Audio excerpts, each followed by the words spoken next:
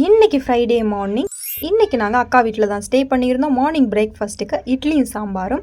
மதியானம் வந்து பாவக்காய் பச்சடி வச்சுருந்தாங்க. பாவக்காய் வந்துட்டு எண்ணெயில் வந்து கொஞ்சம் உப்பு போட்டு ஃப்ரை பண்ணி எடுத்துட்டு ஒரு மிக்ஸி ஜாரில் தேங்காய், பச்சை மிளகாய், சின்ன வெங்காயம், ஜீரகம் போட்டு நல்ல பேஸ்ட் மாதிரி அடிச்சுட்டு அதை வந்து தயிர் கூட மிக்ஸ் பண்ணி வைக்கணும். ஒரு கடாய் எடுத்துட்டு எண்ணெய் ஊற்றி கடுகு, சின்ன வெங்காயம், கறிவேப்பிலை தாளிச்சிட்டு இந்த அரைச்சி வச்சுருக்கிற பேஸ்ட்டும் ஆட் பண்ணிவிட்டு இதை ஆட் பண்ணும்போது நெருப்பை வந்து சிம்மில் தான் வைக்கணும்.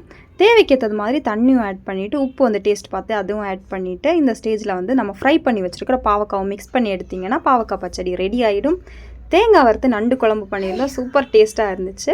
நானும் அக்காவும் சேர்ந்து மதியானம் லஞ்சு சாப்பிட்டாச்சு. ஈவினிங் வந்துட்டு கோயிலுக்கு போகலாம் அப்படின்னு சொல்லிட்டு ஃபஸ்ட்டு சாமிக்கு வந்துட்டு பூ வாங்கிட்டு பக்கத்தில் இருந்த கோயிலுக்கு வந்துட்டு போயிருந்தோம். சாமி எல்லாம் கும்பிட்டு அதுக்கப்புறம் குட்டீஸ் வந்து ஐஸ்கிரீம் கேட்டாங்க. ஆனால் அந்த ஷாப்பில் ஐஸ்கிரீம் இல்லை, அதனால வந்து மில்க் ஷேக் வாங்கி கொடுத்துருந்தோம்.